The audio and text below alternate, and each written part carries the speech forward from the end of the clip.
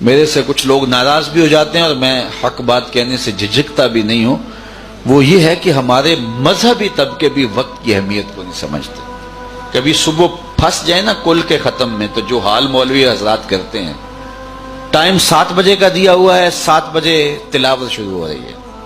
یہاں جب ٹائم دعا کا 7 بجے دیا تو 7 بجے دعا ہو جانی چاہیے، پوری دنیا میں کہیں ایسا نہیں ہوتا، اور تم تو مذہب کے نمائندے ہو تو تم ایسا کیوں کرتے ہو؟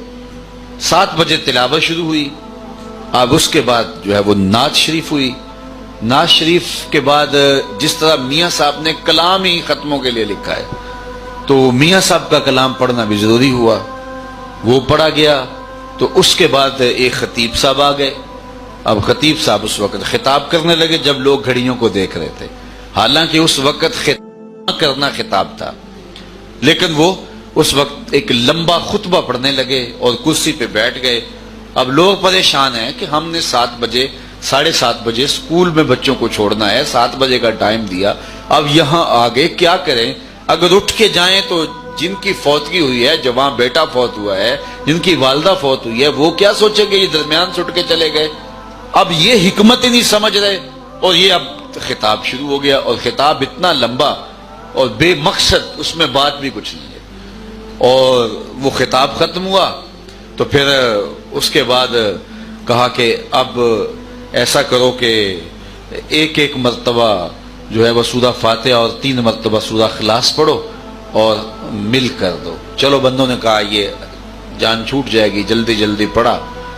اب وہ کھڑے ہو گئے اور اتنی لمبی فہرست تھی جس میں لکھا تھا اتنے ختمات قرآن مجید، اتنی مرتبہ اللہم اجرنا من النار، اتنی مرتبہ یہ، اتنی مرتبہ یہ، تو وہ سارا جو ہے وہ پڑھ کے سنانے لگے، جس طرح اللہ تعالیٰ کو بتلانا ضروری ہے کہ اس کو پتہ نہیں کیا کیا پڑھا گیا ہے۔ چلو وہ فہرست ختم ہوئی، بندوں نے کہا اب جان چھوٹ جائے گی، اب ختم شریف پڑھنے کے لمحے آئے تو پھر ایک آدمی نہیں بلکہ 5-6 آدمیوں کو باری باری مائک دیا جا رہا ہے تاکہ جو ہے وہ سب کا حصہ شامل ہو جائے۔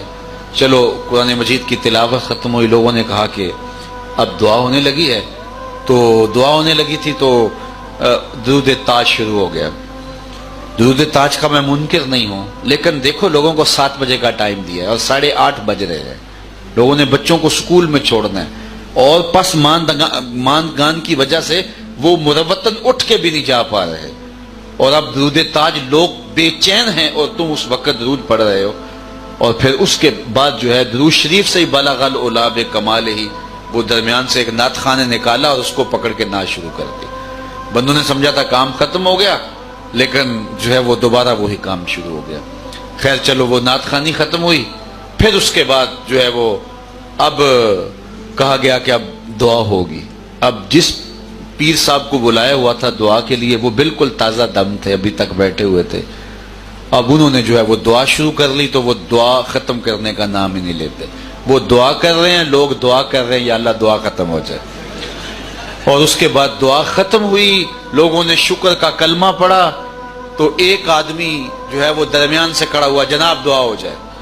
تو جو ابھی ہو رہی تھی یہ بد دعا ہو رہی تھی، تو اس نے جو ہے وہ یہ بتلانا تھا کہ میں بھی آیا ہوا ہوں، تو اس نے کھڑے ہو کر کہا کہ جناب دعا ہو جائے۔ اب پھر دوبارہ دعا شروع ہو گئی، اب دعا ختم ہوئی، لوگوں نے کہا اب گھر کو جانا جو ہے وہ نصیب ہوگا۔ ایک پکا سنی اٹھا، اس نے کہا 2 شعر سلام کے بھی ہو جائیں، تو اب سلام شروع ہو گیا۔ سلام کے بعد پھر دوبارہ دعا ہے، اور وہ کسی دوسرے کو موقع دینا ہے جو تازہ دم ہوگا، تو اس نے اب یہاں اپنے فن کا مظاہرہ کرنا ہے۔ مجھے بتائیے کیا یہ رسول اللہ کا دیا ہوا دین ہے؟ آپ ناراض ہوں، مولوی صاحبان میرے سے ناراض ہوں، لیکن میں سچی بات کرتا ہوں، اپنے بھی خفا مجھ سے ہیں، بیگانے بھی ناخوش، کہ میں زہر حل کو کبھی کہہ نہ سکا کن، بات وہی کہتا ہوں سمجھتا ہوں جسے حق، نئے ابلائے مسجد ہوں نئے تہذیب کا فرزند۔ تو اس لیے ہمیں وقت کی قدر سمجھنی چاہیے، ہمیں وقت کی قدر سمجھنی چاہیے اور دیکھنا چاہیے کہ وقت کتنا قیمتی ہے اور لوگوں کا وقت کتنا اہم ہے، اور تھوڑے سے تھوڑا لوگوں کا وقت لیا جائے، اس میں زیادہ سے زیادہ ان کو ڈلیور کیا جائے۔ لیکن جب دامن جھاڑ کے اٹھ کے لوگ گئے تو کیا سنا تھا، کیا سمجھا تھا، کسی سے پوچھ لو، کسی کو پتہ ہی نہیں کیا سنا تھا، اور بیٹھے ہوئے ہیں لوگ بیچارے 6:30 بجے کے اور 9 بجے گھر واپس جا رہے ہیں۔ اب مروتن بیٹھنا بھی پڑا، اور پھر جب واپس جا رہے ہوتے ہیں لوگ جو باتیں کر رہے ہوتے ہیں وہ مولوی صاحبان نہیں سنتے کہ کیا لوگ کر رہے ہوتے ہیں. تو یہ کیا ہے؟ میں ایک مثال دی آپ کے سامنے بڑی واضح کہ جمعہ زیادہ اہم ہے ظہر سے، لیکن خطبہ شامل ہوا تو اس کی بھی 2 رکعتیں کم کر دی گئیں. اور ہم مستحبات کو اتنا طول دے دیتے ہیں، اور پھر ہمارے آراس اور ہماری محافل نعت وہ جتنی لمبی ہوتی ہیں اور جو وہ حال ہوتا ہے وہ تو خیر حال ہی اور ہے.